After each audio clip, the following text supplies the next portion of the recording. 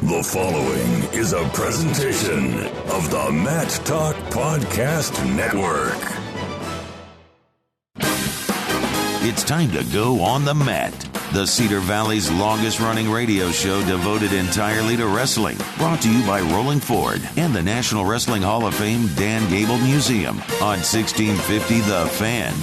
Welcome to On the Mat. I am Kyle Klingman of the National Wrestling Hall of Fame Dan Gable Museum, joined by our special co-host, who actually loves Hostess more than anyone on planet Earth, Jason Bryant of MattTalkOnline.com. How are you, Jason?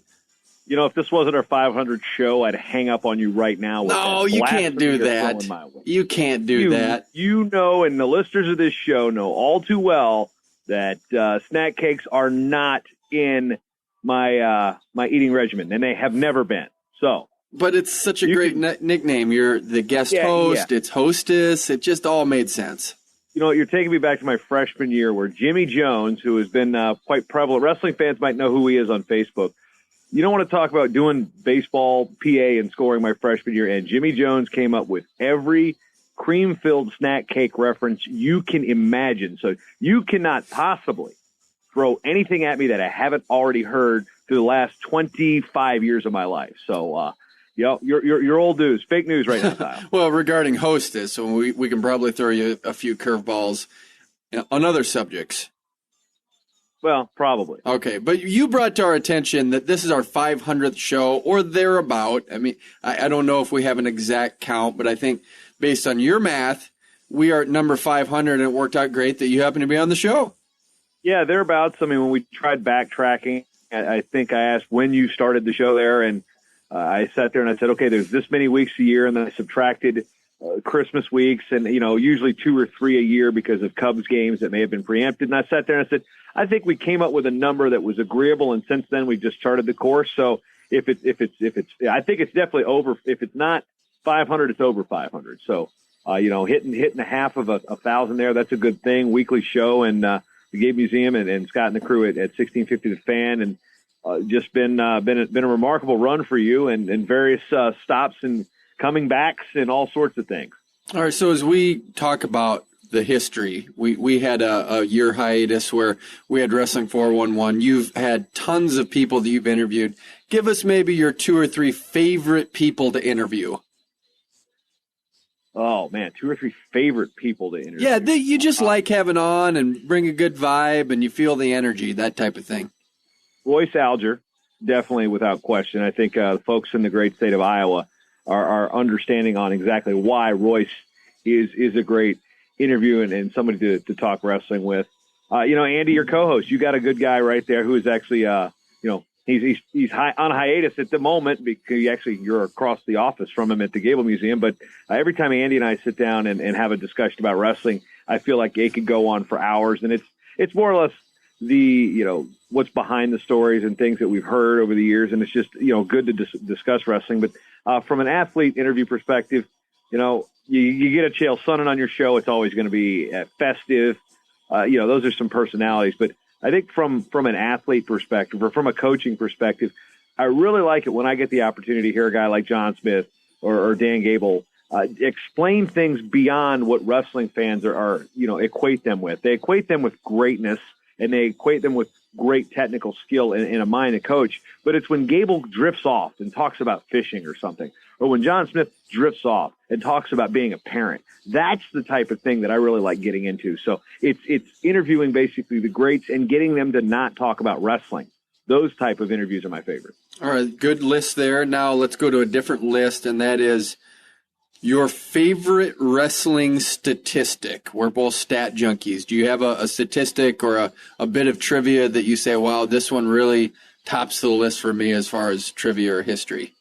I think it's one that you and I both know very well. I think the wrestling community knows it very well, and that's Augsburg and Wartburg in Division III on their run of consecutive championships, either or. I think that is just a remarkable statistic. I think other stats that are thrown out, St. Ed's High School in Lakewood, Ohio, in the Cleveland area, had an NCAA All-American, I think, 30-some straight years. That does include Division II, but that's a crazy statistic. Michigan, they've got a lot of guys going to Michigan. I know Andy Robat's really proud of that stat. I think that's one that's phenomenal too.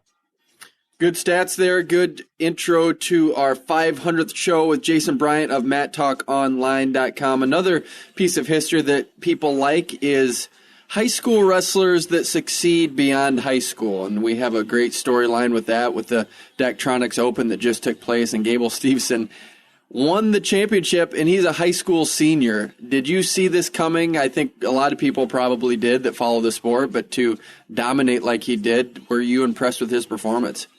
Yeah, I was impressed. I mean, you also have to realize that, one, he didn't beat anybody that was, in the top 10 by any means. So you're looking at, athletes that will be his teammates next year. I know he's wrestled two guys from the University of Minnesota that he was probably better than coming out of high school. When they were coming out of high school anyway. So no real huge surprise there. I think some people were expecting other athletes to kind of get in his way, and they didn't even quite make it to him. So beating some D1 starters is a notable accomplishment. The jury on me has always been out about high school wrestlers competing in college opens because the way the qualifying system is now, these teams are going to these opens to get competition against other Division I teams. And when you've got a kid coming through that, granted, it's not the Gable Stevensons I'm worried about. It's the guys that go in and, go 1 and 2 that may not be ready for that. Obviously, Patrick McKee, Alex Lloyd, and Gable Stevenson were ready for that level of competition. But it's when you've got 7 or 8 guys that are from high school in one weight class that are taking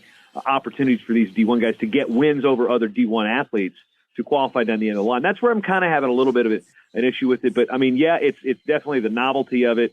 I think we need to avoid situations where, Chance Marsteller entered the Penn State Open as an 8th grader. That's not what we need to see. So I think there should also, problem is you can't put qualifiers. I mean, we know Gable Stevenson's good. He's a junior world champ. He's a cadet world champ. The guy is going to be something special at the college level. And he's a guy that I would almost put an asterisk with. Now that this is open, we could see guys like that at the Midlands. So I think everybody likes the allure of the high school kid being able to compete at the college level. But I'm also a believer in somewhat of a traditionalist. Like, you'll have your time in college. You'll have your time. Again, with an asterisk, there are certain athletes we saw, people talk about Kerry Colat entering the Midlands back in the day. Those things are really cool and they generate interest. Corey Jansen generating interest. So there's the on one hand, and the adult side of me likes, let's make sure that these guys are wrestling college athletes when they're in college, and then the kid side of me is like, let them go. So it's like a frosted mini wheat, so to speak. So and it was really cool. The Gable Steveson, though, it's my understanding he's not really going to wrestle his full scholastic schedule. He's going to do what he wants to do, and then districts and state. Is that your understanding with him?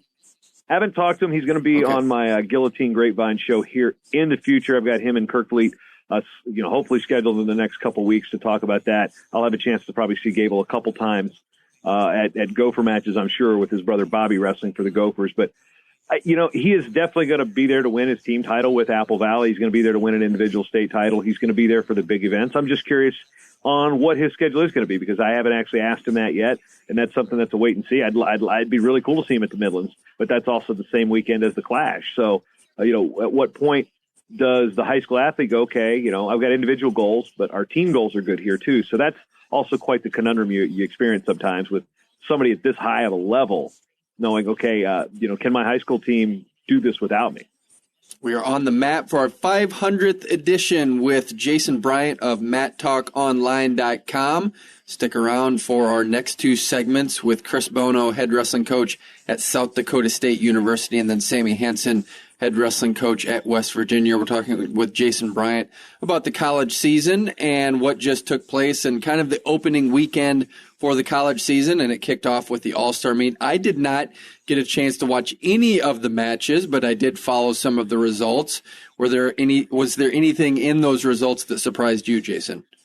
I think the one that jumps out to everybody, it's not Hall Valencia and it's not Piccinini over Cruz. To me, it was BJ Claggan of Ryder over Pantelio. He got up big with 6 points, and then that was kind of it. A lot of people were expecting Pantelio to kind of maybe be a guy that could compete with Jason Nolf. Of course, Nolf is a light years ahead of most people's favorite in this respect. So, Claggan stepping in, a new head coach at Ryder with John Hange, the longtime assistant there. So good start for him. The Piccinini Cruz thing, again, one move match, kind of one of those things that I had to go back and watch it because I was back in Virginia I was kind of taking a weekend off, believe it or not. Not really off. I was still keeping an eye, up to date on what was going on with social media. But my college roommate went into the ODU Sports Hall of Fame as a wrestler. So I was actually back in Norfolk, Virginia Beach this weekend. So I didn't see these things firsthand. Had to go back and make sure I watched some film after the fact. But yeah, good, strong weekend to start off the college season here across all levels. Well, John Smith had an interesting comment when his press conference talking about different weight classes, and he mentioned the 174-pound weight class, saying it's about 25 deep. When you look across the board on that weight class at 174, is that the weight class that would excite you the most? Well, overall, or are you talking about just overall? State? Yeah, just overall, and where that when you go to the NCAA championships and you pick out a weight class where you say, hey, the quarterfinals is going to be off the charts, is 174 that weight class? I think, well, the quarterfinals are off the charts for every weight class, because that is that's the one where I think you see the most grit, you see that and the blood round, the most grit, the most guts, the most craziness things that happen. The high seeds fall in the quarterfinals because they know if you win that match, you're on the podium for sure. With Bo Jordan, Zahid Valencia, and Mark Hall, head and shoulders of the crew at that weight, it's there's the fight. People were I actually think I read this on maybe the comment section of one of the websites, might have been Flow, might have been on Facebook or on Twitter, that whoever gets that 3 seed or that 2 seed is going to basically have to wrestle 2 finals. Yeah, so true. I mean, you got semi, and you either Bo Jordan, Mark Hall, or Zahid Valencia, and you're going to have one of the others in the finals save an upset by a guy like Amin. So when you look across the board at just what's taking place this year, what's the guy that's going to sneak up on us that maybe we aren't thinking about, that's going to be in the mix for the NCAA championship? Because it seems like a pretty business as usual year where you can predict who's going to make the finals. Anyone that's going to sneak up on us? I don't think there's the sneak up factor we're going to see nearly as much. Yeah. Maybe Yanni Diakomahalis, if I can actually get that out of my mouth. He's a guy at Cornell. He's going to be a true freshman. That's one that, he's a true freshman. He's not going to be ranked to start the year by most places. So, in theory, he could sneak up on some people and be a real contender at that weight class. But again, true freshman, you never know what's going to happen with him, because some true freshmen come in, they could be all world, and some of them, they might take a year to adjust. So, we're seeing freshmen come out that are more and more prepared for the grind at D1 college wrestling right out of the chute as true freshmen, not even needing a redshirt year. But I don't think there's any huge surprises right now in terms of, people that are unknown entities. But you said something about the depth. I think the depth is going to say, I think it wouldn't be a surprise to see a 12 or 13 make a championship run this year. Now, how about a guy that is from your home state, goes to a home state school for you, University of Virginia, Jack Mueller at 133? Do you like his chances to get to the finals? Well, he's a scrappy kid. He's going up in weight. So, he's a Texas native, but came to UVA. And he's got a good coach. He's got Steve Garland, who's been in the NCAA finals. So he pulled that big upset over Joey Dance, a guy who had good success with him. So I think there is a ceiling that Jack Mueller has not hit yet. And, he did take a little bit of a bump in one of the early opens. So he did have an injury default loss there early going. But he's a kid that's scrappy, a good ceiling, wrestles on the mat, doesn't let the pressure really get to him. So I like his opportunity to progress. So he's pretty scrappy, dude. And when we talk about weight classes, it is amazing when you look at the heavyweight class. It's hard for us to say, and I'm going to say it, I think there's some excitement that's going to come this year. We've seen it in the last year in the heavyweight class. Do you like what might happen as far as just the entertainment value that we'll get out of the heavyweight class? I mean, you've got a giant against the world and Olympic champ. I mean, the giant who wants to be an astronaut, Adam Kuhn. You've got other All-Americans there. Kyle Snyder, who is one of the greats already of all time. I mean, he's not even done yet. He just turned 21 or just turned, It's like, really? This is, I mean, I think, the guys over at Blood Round are like saying, okay, from a media standpoint, if Kuhn beats Snyder to Big Tens, imagine the media push that happens for D1s. I don't know. I'm not saying if they say you should throw the match by any means. Of course, that's a far-reaching, interesting situation. But hey, there's a giant named Adam Kuhn who just, if you're a layperson and you're just turning on wrestling for the first time and you see him and then you see Kyle Snyder without knowing any of the backstory, it's like, well, that big guy's going to win. Mm-hmm. And, that's a way to bring some more fans in the sport. Don't tell anybody. Just put pictures of it. Who's going to win and see what the general public thinks. Well, and just even Tanner Hall, I think he's going to be pretty fun. He has that look, too. Nick Neville won his All-Star match over Hall at just a few days ago. So it's going to be fun. And then the guy that I like that I hope makes it to the WWE, Jacob Kasper from Duke. I hope fans get behind him and enjoy his personality, too, Jason. Yeah, People's Champ. I was listening to his episode. He was on the Inside Trip, which is a podcast with some guys out in Ohio. They do a good job with it. And I think people jumped to conclusions last year or looked at his comments out of context when he said he wanted to punch Snyder in the mouth last year. And people were like, oh, yeah.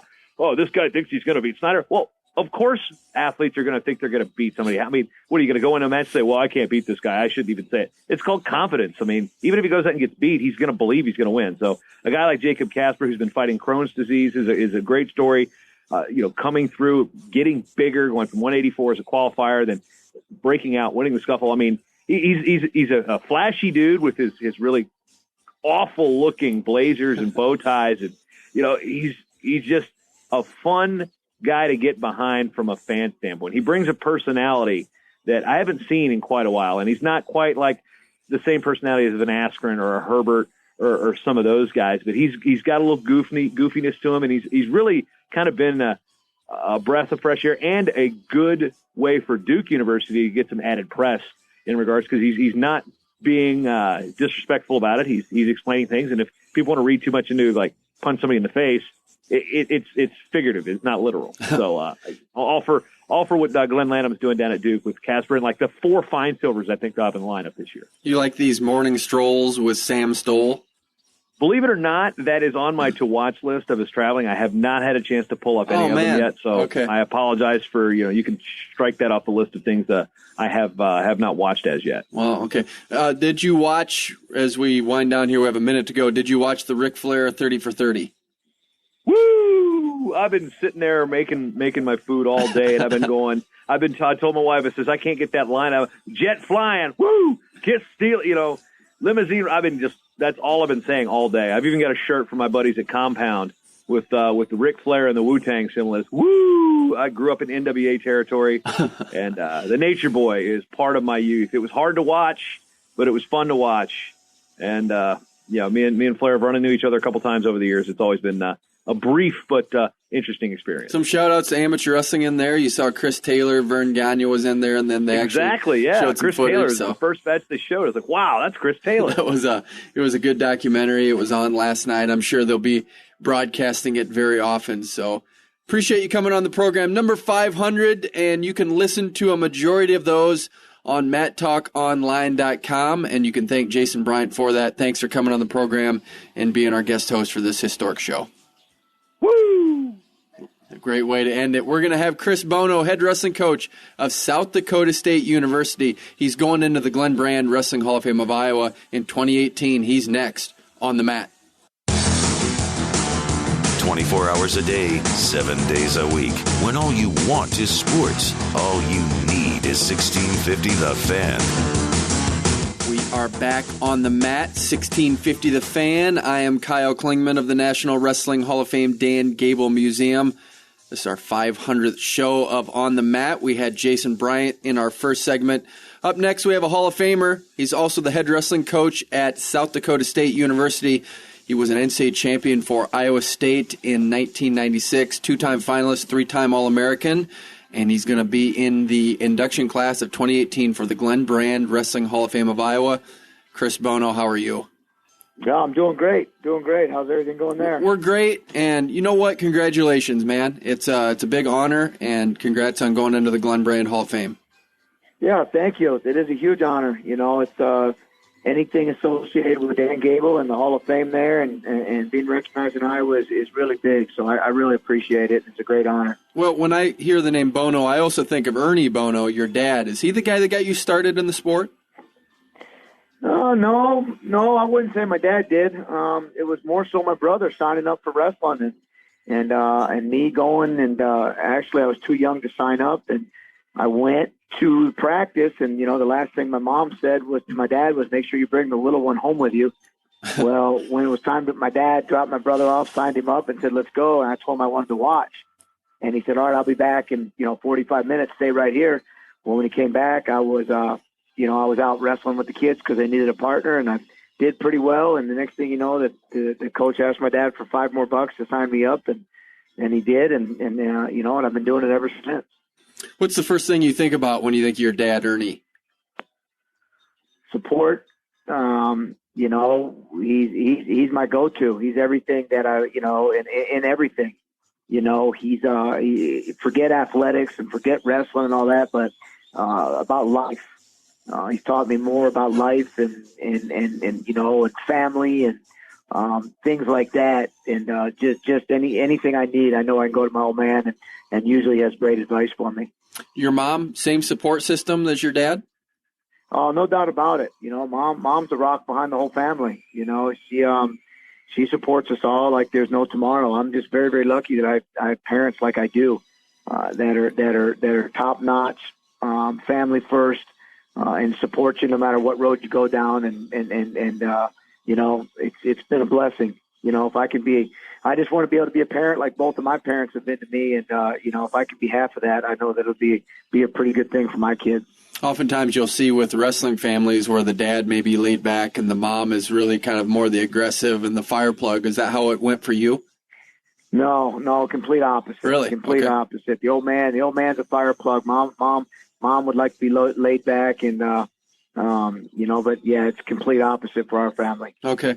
So as far as wrestling upbringing, I always think it's fascinating, you being from Florida and then you came to Iowa State, but what was the culture like growing up in Florida and the sport? I'm assuming there couldn't have been a lot of opportunities down there.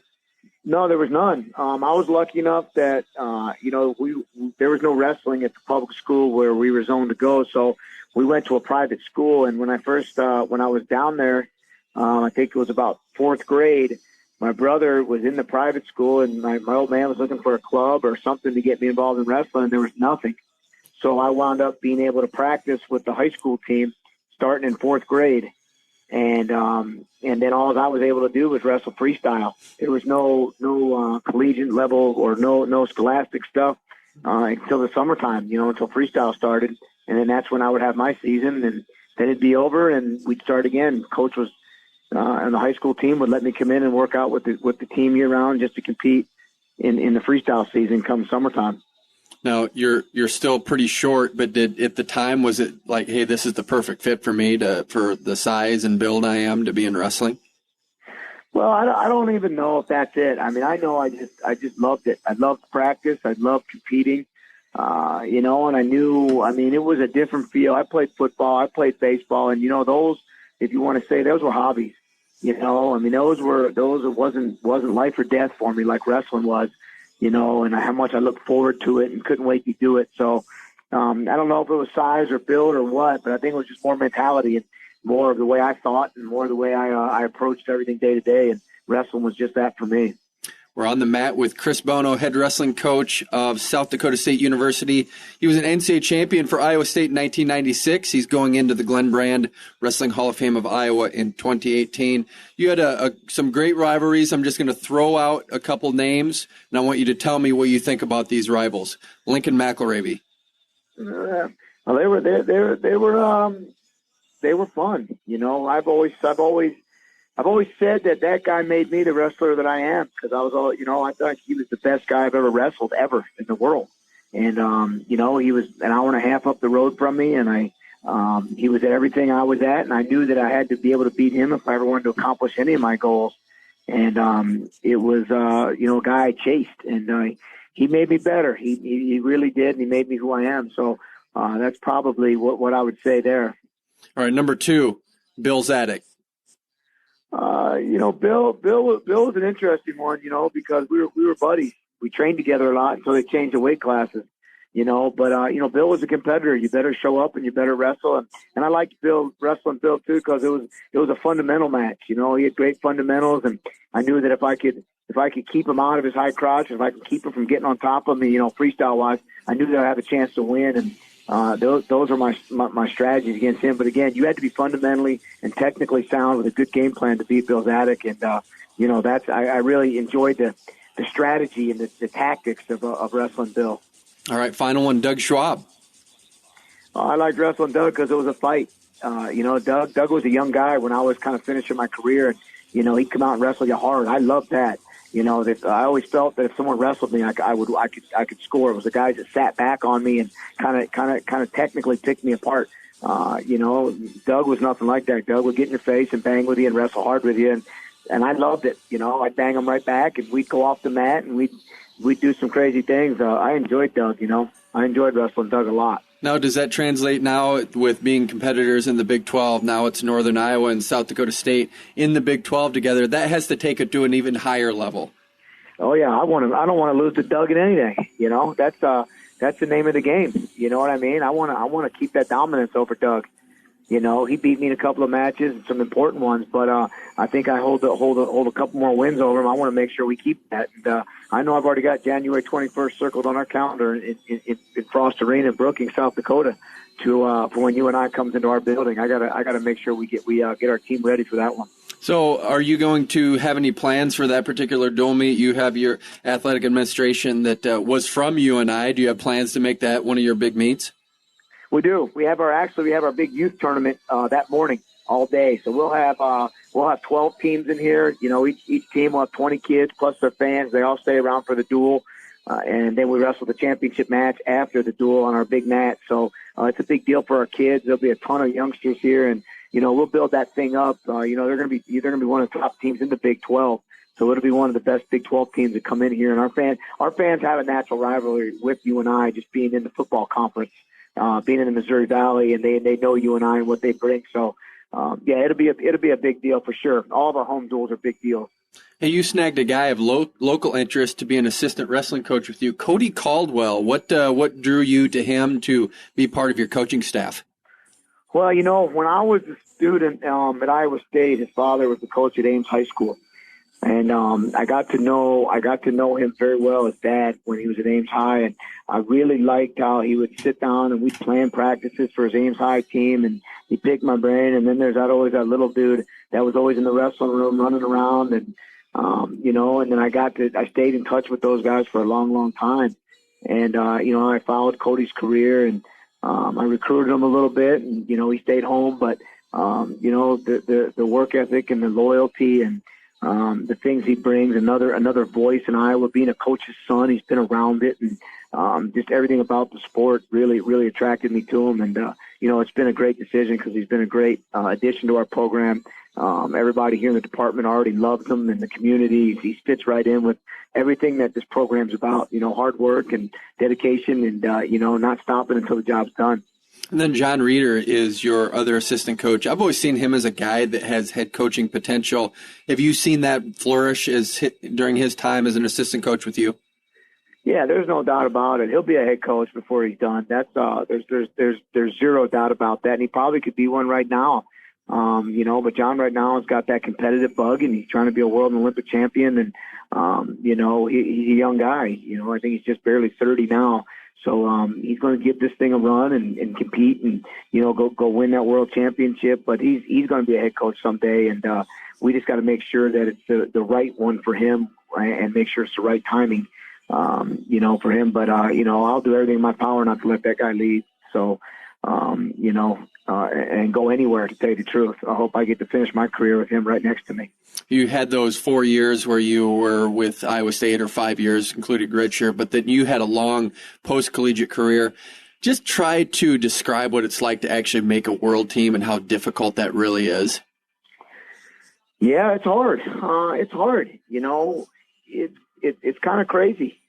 You keep going and you keep going and you keep going, but it's a crazy process. You go to the U.S. Open and you try to get to be into the World Team Trials. I think I was always fortunate all my years knowing no matter what happened at the U.S. Open, I'd always qualify for the trial. For a lot of guys, that's not true. You got to go place there and get there. But the trials are something else. You don't know. I've won the U.S. Open I think 4 times, and I got to sit. I don't think I made but one of my teams when I was sitting out of the trials, which you would think you'd have a huge advantage by sitting out of the trials.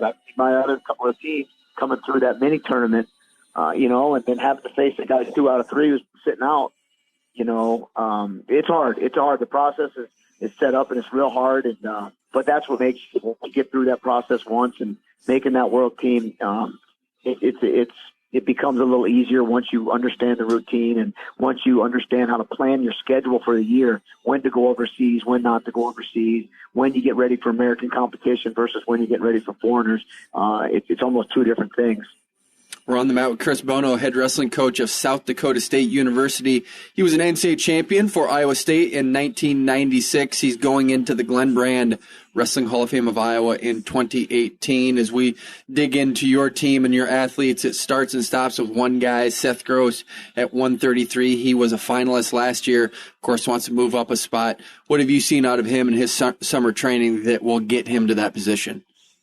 I'll tell you, Seth Gross never stopped wrestling from after his very first year here.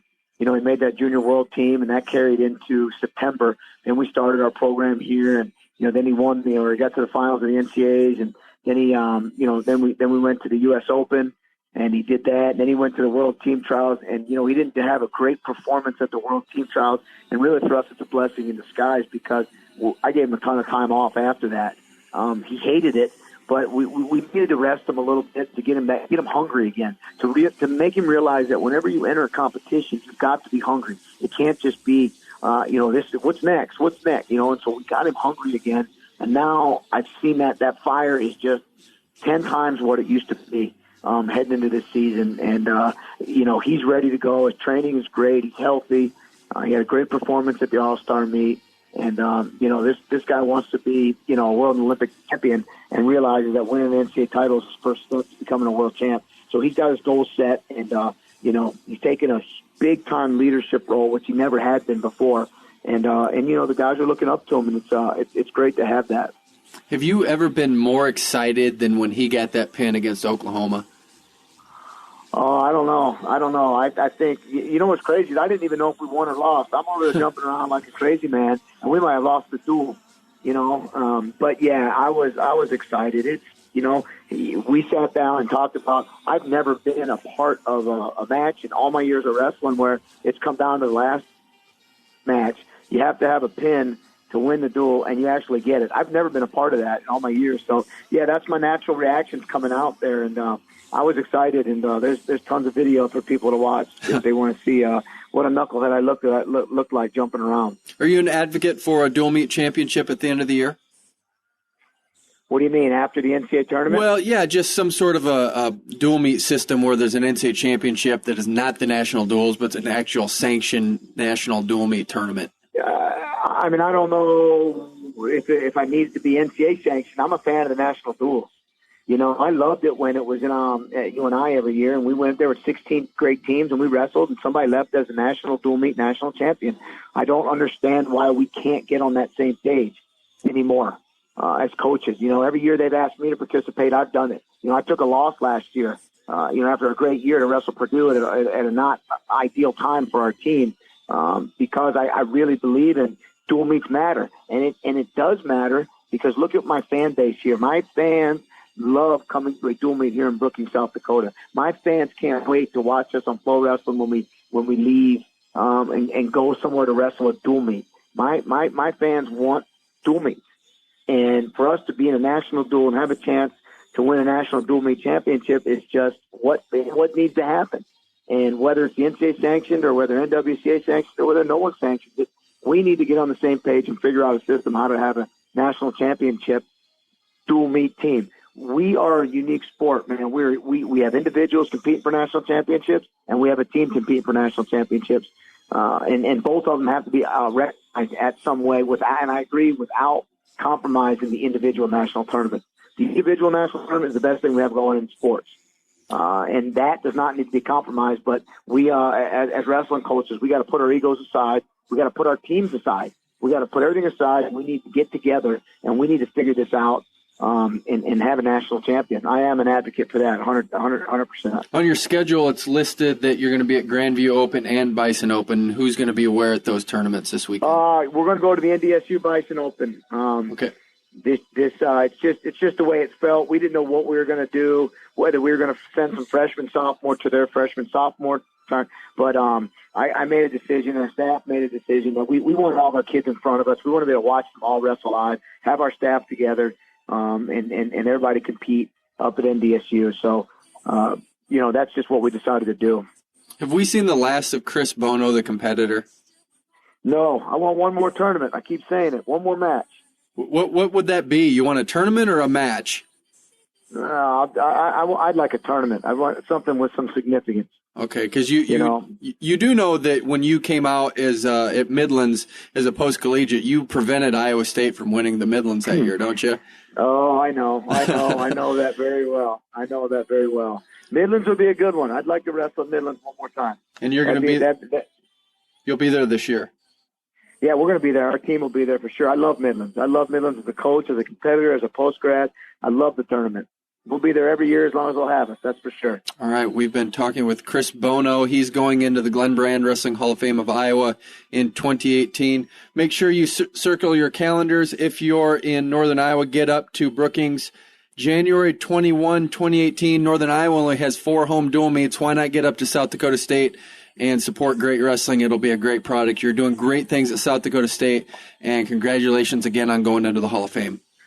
Thanks, man. I really appreciate it. I'm looking forward to getting up there, and I'm there for the whole weekend. I'm looking forward to playing golf and enjoying the whole weekend in Iowa. So it's going to be a great weekend. All right, we appreciate that a lot. That was Chris Bono. Up next for our 500th edition of On the Mat, we have Sammie Henson, head wrestling coach at West Virginia. He's next on the mat.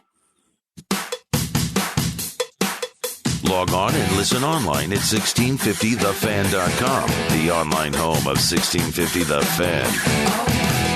Our final guest for our 500th edition of On the Mat, Sammie Henson, head wrestling coach at West Virginia. He was a world champion in 1998, Olympic silver medalist in 2000, then made a comeback in 2006 and picked up a bronze medal at the World Championships. He's been everywhere, but he's on our show. Welcome to the show, Sammie.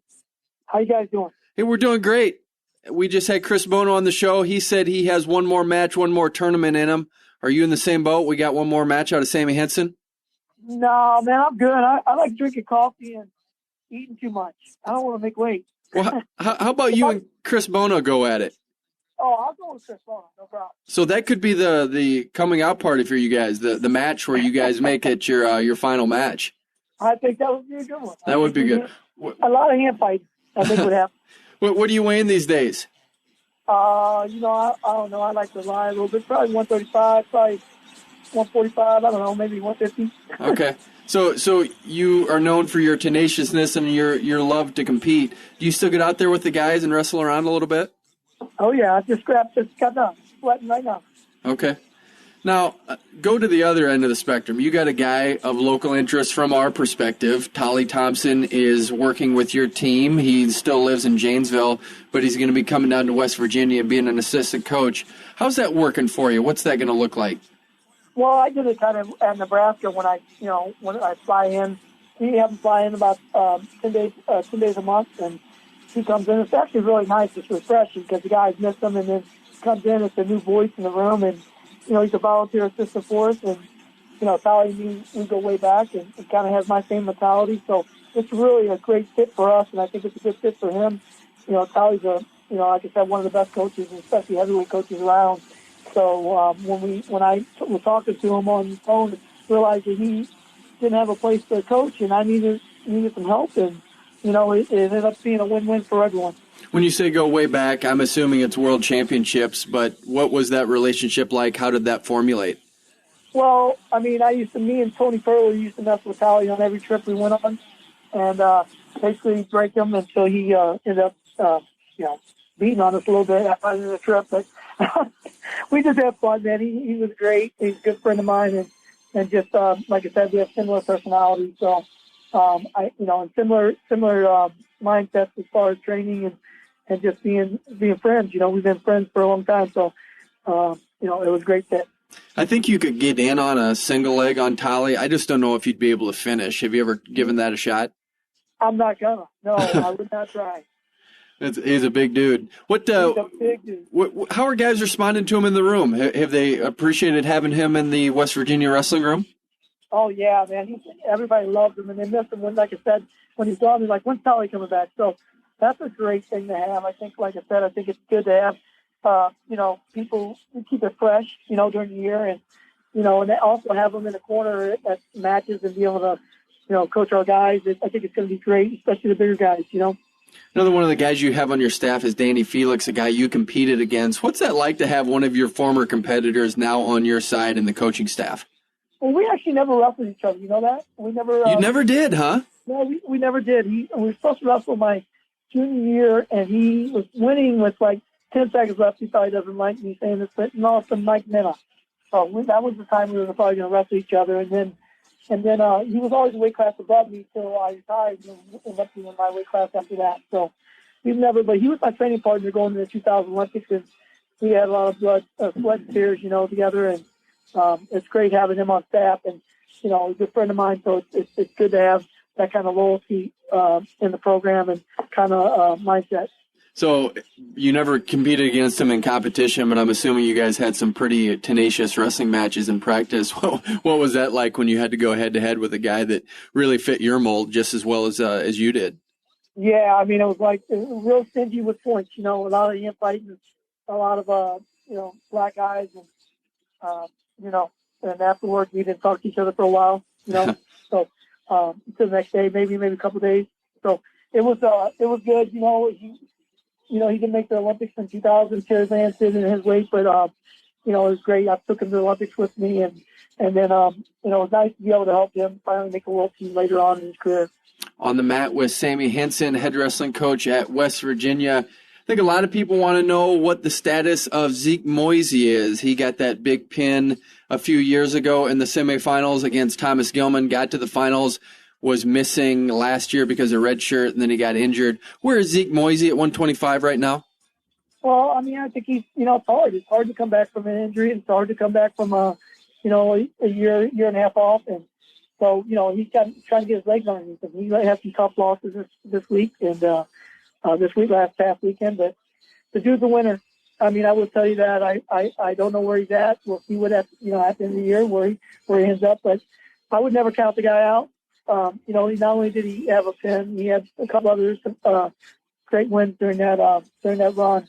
But like I said, it's Division I wrestling, and it's tough. It's tough to make a comeback, and he's going to have to really want it. And we'll see where he's at. I think, but I do know Zeke Moisey, and he's one of the toughest competitors I've ever been around. Well, when you take an injury like that, what does that do to you psychologically? Does it affect you as far as your ability to just get conditioned and get back into shape and have that mental confidence? Where do you think he is on that balance? I don't think it's the injury as much as it's the layoff. I think the injury. I mean, he's fine. I think it's getting his legs underneath him, getting his timing back, and also just as well as I do, Division I wrestling and the full season it's a grind. So I think getting that mentality back and getting back in the mode of things is, going to be the key to, and also having short-term memory. If you have some losses like he had this past weekend, and who knows what's going to happen going through, as long as he can have a short-term memory, as Melvin Douglas used to say, he'll be fine. Jacob Smith at 197 is a senior going for an NCAA championship at that weight class. Pretty tough there with Colin Moore leading the way at 197, being a returning third-place finisher. What do you like about his progress to be that guy, to take team leadership and be the guy that really can lead the charge for your team? He is, man. He's in the senior year. He's graduated already, so that's, he's in his master's program. His thing is one thing, just like we talked about with Zeke a little bit, being healthy and, making sure that his biggest thing, I think, would be his mindset and his match composure. He does those things, he's going to do well throughout the year and hopefully be where he wants to be goal-wise at the end of the year. Now, your son was at the U23 World Team Trials. What's he doing? What's his thought process on where he wants to go? I don't know. That's a good point. I don't know yet. We'll see what happens. I mean, you have some influence, though, don't you? I got a little bit. Yeah. Now, as far as just your overall season, what do you like about where the team is going directionally, just on the whole? Well, I mean, we have a tough season. We're going to St. Charles for Joe Preezi. We got Nebraska coming to town. We got Las Vegas, and then Pitt, University, Virginia Tech, and then we go into our Big 12 season. So really, I actually love our schedule and how it's spaced out a little bit for this team, just because honestly we have a couple older guys, but really we have a very young group, which is I think great for being able to go to competition, compete hard, and go back to the drawing board and always make sure we're building on their success. I've done that everywhere I've been, and I think that's the biggest thing is making sure that we build and believe in the system the whole year, and that's our goal. And I think when you do those things and you have a young group, anything's possible, and that's our goal. Is that by the end of the year to be able to believe and follow through with the system. And like I said earlier, short-term memory, just keep building on it. You can't hang on the losses, and you can't hang on the wins. You got to just move forward every weekend and compete hard in Division I, because if you hold on to it too long, it ends up biting you. Either way. Do you like the expansion of the Big 12 for wrestling and how that has progressed? I love it. It's competitive as heck, and I think we have a lot of young, great coaches. As you mentioned, we have a bunch of coaches that come with Dakota State, Northern Iowa, and you have Chris Bono, South Dakota State, got Mark Branch in Wyoming, and several other coaches. I think it's just going to make our conference stronger, and everybody is energetic, and they're all great coaches. So it's going to just hopefully we get more qualifiers as we move forward and build on it. How come no Northern Iowa on the schedule this year? You couldn't get that worked out? No, they earlier tried to at the beginning, but honestly, with everything I had going and the older, I have Edinburgh and Clarion, a couple of us, Oak Pitt, I had Virginia Tech. So a lot of those schools I had to, just because our alumni, we've wrestled them for years. So I'm going to have to, moving forward, have to look at some of those matches just because our expansion, we're required to wrestle more teams. So, but we definitely wrestle Northern Iowa next year. We look forward to it. We're on the mat with Sammie Henson, head wrestling coach at West Virginia. He was a world champion in 1998. And taking that theme of the world championships, 2017 world champions for the United States. You've been a part of that process and that train for a long time. What did it feel like to see the United States win a world championship in such a dramatic fashion? It was unbelievable, man. I was great to be a part of being around such great athletes and people that really are committed to the excellence of USA Wrestling. And, Bill Zadek did an incredible job of bringing us together as a group. And, I just felt like, USA Wrestling, this has been a long time coming. We've had a lot of help with Kevin Jackson and, before that, Bruce Burnett, or after that, Bruce Burnett, and several other coaches that come to mind. But, it's great to be, world champion as an individual and then also be a coach of a world championship team. I don't think there's been too many of those guys. Bill Zadek being one of them, I think. But I was excited, man. Just to be up in the stands with Kevin Jackson at the end there and watching Snyder take him out and celebrating and being a part of that. It's just you can't describe that feeling, and you only hope you're there. And I was actually blessed enough to be there. Now, you can relate to Jordan Burroughs because I think your 1998 World Championship run, you were behind in every single match, just like Jordan Burroughs was this year. How do you stay in that frame of mind that just because you're behind, you don't have to panic and you can go ahead and win matches? How do you get that mentality and maintain it? Well, I always look winning every match, especially overseas where I was down by 2 points in my mind anyway, just because when I first started going overseas, you always like, you have, referees that you might not agree with their calls. So I had to take that out of my mindset. So I just said, you know what? No matter what happens, I'm down by 2 already, so I got to keep building. For me, honestly, the change in my mind came after the World Cup in 1998. Our Goodwill games in 1998, I lost. And I remember one of our coaches coming up to me, John Smith, asking what I was thinking out there. And I remember talking to him, and he said, what's your number one attribute? And I was like, I'm stronger than anybody. And he's like, no, the number one attribute is the same as mine, and that is your conditioning. So if it's 0-0 going into the last 30 seconds, who's that favorite? And I go, me. And I remember him saying, you panic because you haven't scored and you haven't had enough points, and so you start panicking and you try to make things happen. So once you said that to me, it changed my whole view. And I'm telling you, going to the World Championship, I never worried about anything. Nothing fazed me. And that little mindset right there changed everything for me in my wrestling. Real quick, what's the most corrupt thing you've seen during your international competition? There's many, man. I've been on there a lot of trips to Colorado. I've had one time I was in Cuba and I was beating the reigning world champ up a weight at 60 kilos, and we were wrestling, and he was up 4-0 on me in the finals. I came back and got 3 one-point takedowns, and going into the second period, I believe they threw the towel in a minute and a half in the second period. So Melvin Douglas was like, "They're going to cheat you," and they threw the towel in, and I just started laughing because we really basically wrestled for 4.5 minutes. It's a different world in international wrestling, that's for sure. Hey, you have an exciting season. You're part of the Big 12, and I see you have a full schedule with Iowa State, Oklahoma. It's going to be a lot of fun. Hopefully next season we get to see you up at Northern Iowa or Northern Iowa down there, so that should be a lot of fun too. And you just get to enjoy Tolly Thompson, so what a better way to have a 2017-2018 season. I appreciate you guys. We appreciate the state of Iowa, and we look forward to having Tolly Thompson here for a while. All right, that was Sammie Henson. He's the head wrestling coach at West Virginia, 1998 world champion, and then got a silver medal at the Olympics in 2000, and then a bronze medalist in 2006. It's been a fun show. Number 500 included Jason Bryant of MattTalkOnline.com. We also had Chris Bono, who's going into the Glenn Brand Wrestling Hall of Fame of Iowa. He's the head wrestling coach at South Dakota State. Finished it off with Sammie Henson, head wrestling coach at West Virginia. It's been a great 500. Maybe we'll have 500 more. We'll see what happens. I'm Kyle Klingman. You've been listening to On the Mat on 1650 The Fan.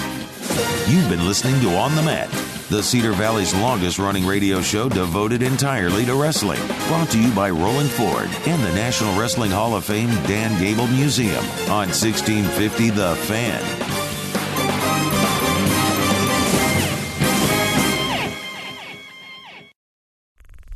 This show is part of the Matt Talk Podcast Network. For more wrestling podcasts, head over to MattTalkOnline.com.